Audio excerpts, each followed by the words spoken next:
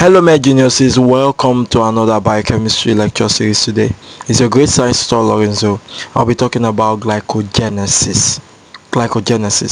So if you have not subscribed to my video, make sure to subscribe and turn on your post notification button so at any time I drop any video, you'll be sure to be notified.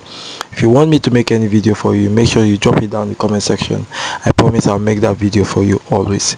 Today we want to know how you feed and the glucose is stored in your liver till when you need it. That's why the process of glycogenesis is very important. So we have so many videos which you have the glycolysis, the TCA and others. You can go to them and use them, and you read them always, and you give us your feedback. If you like it, share it to other medical students that needs it, because this is very important. Because after you feed, the process of metabolism is very important. So let us jump right into the video.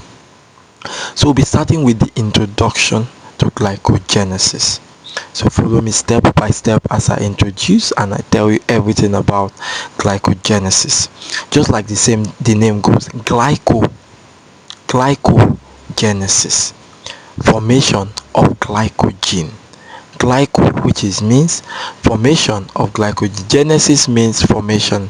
Formation of glycogen is called glycogenesis. So it is a metabolic process or pathway which involves the storage of glucose as glycogen. In the liver, so that it can be broken down when the glucose level has reduced. So hope you got it now. Hope you understand what I said. It's the process or a metabolic process which involves the formation of glycogen.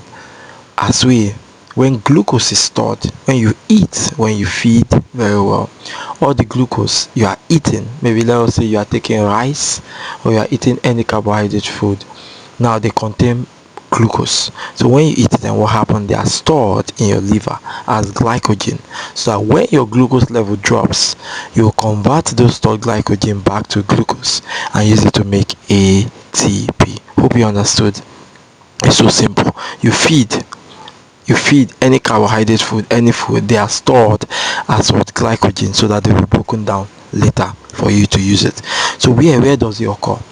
Where is the process of glycogenesis occurring? It's occurring in the cytosol of the liver. So it occurs in the cytosol of the liver. So simple. And if it occurs in the cytosol of the liver, what triggers it? What makes sure that glycogenesis occurs when you eat? I hope you understand, because we say when we eat, the food is stored in the liver as glycogen, so that when we need it, it will be reconverted back to glucose, especially in the liver. So what stimulates this process of glycogenesis? Number one, you have to eat. You have to have high level of carbohydrates. And now, how can you have high level of carbohydrates? One, by eating. So when you eat immediately, your body tends to release what we call insulin from the beta cells of Langerhans. Your body will release insulin from the beta cells of Langerhans. When your body releases insulin, what does happen? Immediately to your body, if the food is that high, to increase your basic metabolic rate, your body will increase what we call tyrosine. So apart from insulin released from the beta cells of Langerhans of the pancreas, your thyroid gland also produces what? Tyrosine, T4. So when it produces T4 is converted to T3 and converted to break down your food to increase the basal metabolic rate. So always remember, a well-fed state, which you are when you eat, insulin is released and tyrosine is also released. You are seeing it on your screen already. So what condition inhibit this pathway from occurring? So what will inhibit your food from storing? One, when you are fasting, when you are starving, or when you are undergoing any strenuous exercise, this process will not occur. Fasting, starvation, and strenuous exercise. And when all these things occur, your alpha cells of Langerhans will secrete what we call glucagon. So glucagon will be released at this particular point to help you to form what we call glucose. But this one, we don't want to form glucose, we want to store glucose. So when we want to form glucose, we can now use glucagon, but for now we want insulin to help us store the glucose. And also the next one, cortisol is also released. Cortisol is also released during this time, so as to increase glucose formation. So we have talked about the introduction, we have talked about the site where it occurs, we talked about the stimulating and inhibitory factor. You are seeing it on your screen. So the next one is now the metabolic pathway. Hope you understand it. When we feed, our body stores it as what? Glucose. So we want to look at how it happens, how it occurs in the liver, the pathway that leads to the formation of this in the liver. So number one, we have what we call the activation step. So how do you have the activation step? You are seeing it on your screen, the activation step. First of all, when you eat, the food is absorbed. So you go to my video and watch about the digestion of carbohydrate. When it gets to your small intestine, it is absorbed into the blood. When it's absorbed into the blood through the portal vein, it goes to the liver. So when it goes to the liver, what happens? The liver metabolizes it. Are you getting it? The liver what? Metabolizes it. And when it metabolizes it, it sends it to different organs using what we call glucose transporters. So when your liver metabolizes it, your liver stores it immediately. So your liver, how does your body or your liver metabolizes this glucose and store them? First of all, it has to phosphorylate the glucose. So first of all, it has to what? Phosphorylate the glucose. So when you phosphorylate the glucose, which means converting it from glucose to glucose-6-phosphate. So we are phosphorylating at carbon 6. That means we are adding phosphate at carbon 6 to form glucose-6-phosphate, and we utilize ATP. So ATP is utilized in this process in converting what? Glucose to glucose-6-phosphate. So if you use it up ATP will be converted to what? ADP. Hope you have gotten it now. The first one is converting glucose to glucose-6-phosphate. So after we have converted glucose to glucose-6-phosphate, the next one is now that glucose-6-phosphate, we have to change the position of phosphate. We have to rearrange from glucose-6-phosphate. We want to remove that phosphate in glucose-6 and put it in carbon 1. So from carbon 6 to carbon 1. Glucose in carbon 6, converting it to carbon 1. So, and anytime we are changing the position of phosphate, what are we using? We are using what we call mutase. In the first one, when we are phosphorylating glucose doesn't have phosphate. It doesn't have. So for me to phosphorylate glucose, I have to utilize the phosphate from ATP. So when I break down ATP to ADP, that phosphate is added to glucose at carbon 6 to form glucose-6-phosphate. And anytime you are taking out phosphate from ATP and giving it to a substrate, you are using what we call a kinase. So kinase involves the removal or the addition of phosphate. Kinase. But here it will call it glucokinase. Very specific to glucose, because I want to store glucose. I don't want to break down glucose. I want to store glucose. So I'm using glucokinase for the first reaction. For the second reaction, since I'm changing the position of phosphate, I'm using the enzyme mutase. And anytime you use the enzyme mutase, which means you are changing the position of phosphate from one carbon to the next carbon. So in this enzyme, we have what's called phosphoglucomutase. So hope you are understanding what I'm saying. So this is the reaction 2. Are you getting me now? In the third step now, I have glucose-1-phosphate. So what will I do? I will condense with the UTP. So UTP, that uratidyl triphosphate. I will condense uratidyl triphosphate with what? Glucose-1-phosphate. So when I convert them together, I condense them together, what will happen? My UTP will become what? UDP-Glucose. So UTP will be converted to UDP-Glucose, thereby removing phosphate as what we call pyrophosphate. Are you getting me now? Again, don't forget, glucose-1-phosphate is condensed with what we call UTP-Glucose. Glucose-1-phosphate is condensed with UTP. Don't forget, if you go to our nucleotide playlist where we do pyrimidine metabolism, you see how we can get UTP from UMP. So if you get UMP, you can phosphorylate with what we call nucleotide diphosphate kinase. You get from UMP to UTP. So when we get UTP, we can condense UTP with glucose-1-phosphate to form UDP-Glucose. You get it now? Which means you have UTP, U 3 times uratidyl triphosphate. Then now we now give 2 of that uratidyl triphosphate to glucose. So we now have UDP-Glucose. Remaining 1 phosphate. So that phosphate will be removed as what? Pyrophosphate. pyrophosphate. To be removed as what? Pyrophosphate. So the enzyme we are using here is UDP-Glucose pyrophosphorylase. Don't forget. UDP-Glucose what? Pyrophosphorylase. Why? Because there is glucose-1-phosphate initially, and now glucose was now added to UDP, which means there will be 1 phosphate in UTP. So UTP, there are 3 phosphates there. Are you getting me now?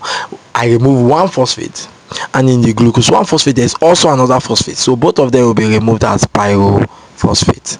You get it now? So which is UDP-Glucose pyrophosphorylase. The first reaction, glucose was phosphorylated at carbon 6 to form glucose-6-phosphate by glucokinase. So where do we get the phosphate from? We got it from ATP. The second one now, glucose phosphate is in carbon 6 now. I'm changing it from carbon 6 to carbon 1. So what will I use? I'm using what we call a mutase when I'm changing the position of phosphate. So phosphoglucomutase. Now I have glucose-1-phosphate. So what can I do? What will I do now? I'll condense it with UTP. So UTP will be transferred to glucose-1-phosphate. Thereby glucose-1-phosphate will lose 1 phosphate initially. Then plus the 1 phosphate UTP will lose to make it as what called pyrophosphate. Then when they lose that pyrophosphate, I'll form what we call UDP-Glucose by the enzyme UDP-Glucose pyrophosphorylase. Don't forget. Now I'm done with the activation step. Next will be what we call the initiation step. You are seeing it on your screen and you are liking the diagram, so it makes sense to you.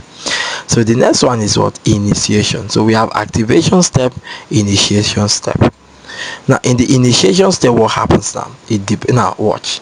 How do we store it? First of all, your body has to check whether it already has a pre-existing glucose. So take for instance, you just ate not too long, maybe 2 hours ago, and the food has not digested. You already ate 2 hours ago, and you already have a pre-existing glucose stored already for those that eat multiple times in a day. So if you have already pre-existing glucose stored already, your body will not have to go and look for a different glycogen primer. Your body will just add those glucose that is entering into your body to the pre-existing glucose you have. Let me explain it again. If you already have a pre-existing glucose in your body, in your liver, your body will just add that glucose that you are taking in, that is digesting and metabolizing in the liver, add it to the non-reducing end of that already pre-existing glucose you have. You get it now? So take for instance, you have not eaten for like 12 hours. All your glucose, you have burned it out. You have been walking, so all your glucose is already out. Or maybe after a day, you ate in the morning and you are eating in the night. When your glucose has burned out, your body will go to make what we call a glycogen primer, which means you do not have you don't have any pre-existing glucose, which means there is no glycogen stored already. Your body will go and make what we call a glycogen primer. So that glycogen primer will help you as a template to form what we call glycogen. So glycogen primer, when there is no pre-existing glucose stored as glycogen, and when there's pre-existing glucose, your body will be storing it by adding it to that other one that is already stored for you. This is for those that eat multiple times. For those that do not eat multiple times, your body will have to make a glycogen primer. So when your body makes a glycogen primer, what happens? The glycogen synthase will do what? Start collecting the glucose from UDP-Glucose. Remember, UDP-Glucose will donate glucose. Listen, UDP-Glucose will donate glucose to the non-reducing end of the glycogen primer. Do you understand now? UDP-Glucose will donate glucose to the non-reducing end of the glycogen primer. So when it donates it to the non-reducing end of the glycogen primer, anytime UDP-Glucose brings glucose, it will add it to the non-reducing end of the glycogen primer continuously until it forms a long chain. Do you understand now? So UDP-Glucose, glucose-1-phosphate is converted to UDP-Glucose by UDP-Glucose pyrophosphorylase. Now you have UDP-Glucose. Your body will check, do I already have a pre-existing glucose, yes or no? If I have, I will just be adding it continuously to the non-reducing end. But if I do not have, I'll make a glycogen primer. And if I make a glycogen primer, what happens? I'll be adding glucose to the non-reducing end. That is what we call initiation, using the rate limiting enzyme glycogen synthase. So glycogen synthase is a rate limiting enzyme that allows the addition of glucose from UDP-Glucose to the non-reducing end of the glycogen primer. So I am adding it to the alpha. Now when I continue adding it, as I am adding it to the non-reducing end, forming what we call an alpha 1,4 glycosidic unit. So that glycosidic unit, I'll be adding it to every alpha 1,4, alpha 1,4 until it gets long. So which will lead me to the next one, which is called elongation. In elongation, what happens? You will continue to add this. You continue to add the glucose from UDP-Glucose to the non-reducing end, forming an alpha 1,4 glycosidic bond continuously until it reaches about 12 to 14 glucose units. So you continue to add to the non-reducing end until it reaches 12 to 14 glucose units. When it reaches 12 to 14 glucose units, some text will tell you more. So when it reaches 12 to 14 glucose units, remember, when you don't have food, your body makes a glycogen primer, and that glycogen primer does what? Collect glucose from UDP-Glucose, add it to the non-reducing end until it gets to 12 to 14 glucose unit long. Then what will happen? It will stop. Then what will you now do now? Which brings me to the last stage, which is branching. So how do you branch? Your body branch by doing what? Using an enzyme called amylo 1,4,1,6 glycosidase. Amylo 1,4,1,6 glycosidase. So when your body is using amylo 1,4,1,6 glycosidase, what will it do? He will break, he will cut out, or he will continue adding. Now instead of adding it, it's already 12 to 14 glycosidic bond long, so it's already 12 to 14 glucose unit long already. Then once we start adding, it will now start adding it under one of the glucose unit. So instead of making it much more longer, it's already 12 to 14 glucose unit longer, so no need to add again. So you'll be adding it under a glucose unit. So when you continue adding it, so it's now adding it as what? Alpha 1,6. So when you add it in a long way, it's forming what we call alpha 1,4. But amylo 1,4,1,6 glycosidase allow the addition of the glucose under one of the glucose units, forming another bond called alpha 1,6. So that's why we have amylo 1,4,1,6 glycosidase. So that enzyme is very, very important in branching. So if you ask you what the branching enzyme is, the branching enzyme is amylo 1,4,1,6 glycosidase, which add glucose unit under one of the glucose components to form a branching point instead of making it to elongate, because the max it can take is 12 to 14 glucose units, while some texts will say 18 glucose units, while some texts will say 30 glucose units. So it depends, but for the purpose of this lecture, just know it as 12 to 14 glucose units. So hope you understand. So hope it all made sense to you and you have understood everything I've talked about. I took it little by little for you to understand, so go through it very well. So let us recap again. Remember, you only have glycogenesis when you are eating, when you are feeding, and when you feed, insulin will come, and when insulin comes, tyrosine will come, and when tyrosine comes, what will this food do? It will be metabolized in your liver, whereby converting glucose to glucose-6-phosphate.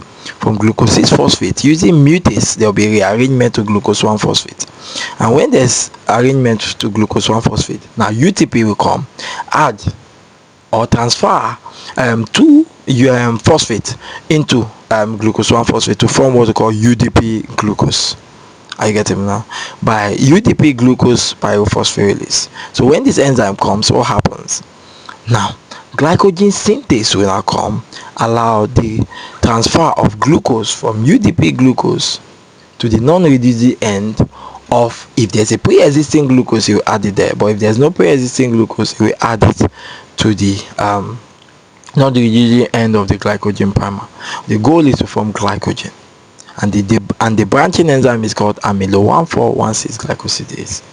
So I hope you enjoyed it. If you are just joining me, make sure to drop your views and whether you like it, and share it to all other medical students. Like and subscribe to my video. Are you getting that? If you want the PDFs of all these things, is you just send a DM to me and I'll send it directly to you. Are you getting now? So then we'll be going to the next topic, which is glycogenolysis. So now we have formed glycogen already. Let us break down glycogen during a fasting state. I'll see you in my next video. Bye bye.